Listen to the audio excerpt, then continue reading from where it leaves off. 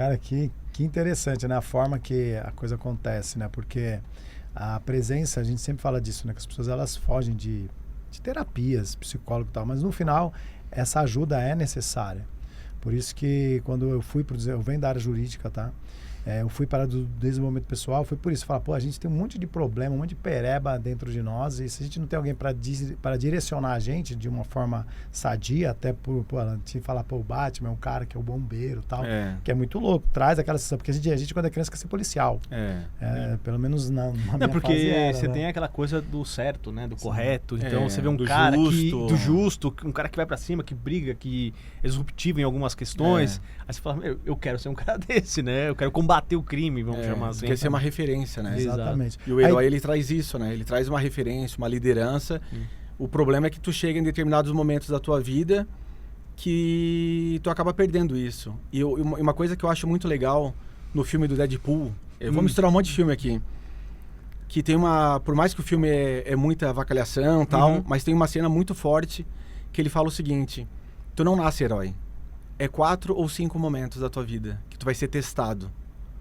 E ali tu vai ter que provar que tu é aquilo ali. Uau. Né? Então aquilo ali, cara, quando eu vi o filme e foi falado aquela frase, pra mim é muito forte. Porque são momentos que fazem com que tu saia da tua linha de uma pessoa normal e passa a ser um herói. Cara, que muito... E a questão da terapia, a gente estava falando sobre isso ontem, discutindo algumas coisas, que, de novo, você não precisa fazer terapia. Mas se você fizer terapia, você se dá a oportunidade de se conhecer melhor. Então, acho que grandes mentes, grandes pessoas têm acompanhamento com terapeutas, né? Quem sou eu, Pedro, para não ter mentor na vida, não ter terapeutas, né? Então, assim, dá uma evoluída, dá umas quebradas de alguns paradigmas, faz você sair de algumas caixinhas que realmente te levam a fugir de um burnout, fugir de uma depressão. Ansiedade. Ansiedade que, cara, já aflige uma galera, né? E dentro desse processo seu, que você chegou até o Batman, você falou lá do seu pai e tal, aí você foi para hospital. Mas o que te levou você a ser o Batman dos hospitais, assim? Foi nesses 4 ou 5 momentos da vida. Porque ninguém fazia esse trabalho.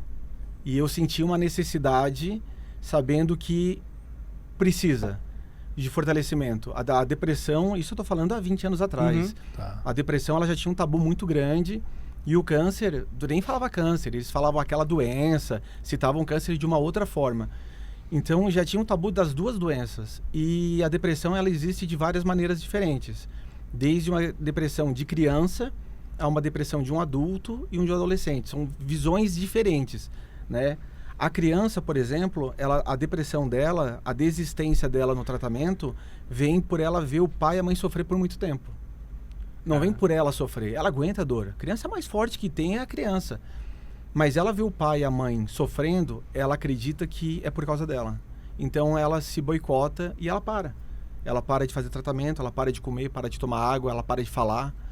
Então, nesses casos, eu vou para o hospital, convenço a criança a voltar a fazer tratamento e converso com os pais para passar para eles que eles podem cair, mas um cai hoje, um cai semana que vem. E se os dois forem cair, que chore no corredor e traga alguém da família que esteja mais forte. A criança, ela tem que ter essa segurança. E não adianta mentir. Dentro do hospital, ela começa a ficar mais esperta. A criança, ela fica mais... Por ela passar por muita dor, ela acaba tendo um aprendizado espiritual muito grande. Então, ela consegue ter uma percepção do ambiente, o que é mentira, o que não é, quem está enganando, a maneira que o profissional de saúde entra no quarto, se ela já sabe se vai ter que tomar uma injeção, se vai passar por uma outra cirurgia, ela já consegue fazer essa leitura. Então, não adianta enganar, tem que falar a verdade.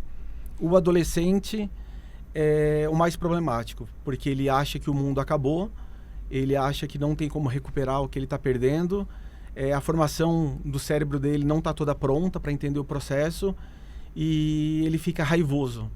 Então, eu quando vou visitar um adolescente, eu explico que a raiva é importante, mas a agressividade nas outras pessoas não. Tem que manter o respeito com as pessoas que estão ali, mas é importante ter raiva porque aquela raiva vai formar mais adrenalina e vai dar mais força para ele para lutar. E, ao mesmo tempo, eu falo para os pais desses adolescentes que é normal os filhos sentir raiva E ao mesmo tempo é normal eles notarem os pais tristes, porque ali não dá para enganar.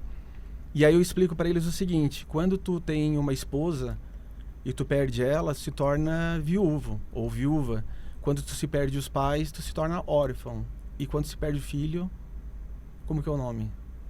Como que é o nome? E aí não tem nome. E aí eu explico para eles que a dor maior que tem é um pai ver um filho doente ou próximo da morte, porque não existe nome para isso. Então é normal ver os seus pais chorando, mas é um processo de força da família.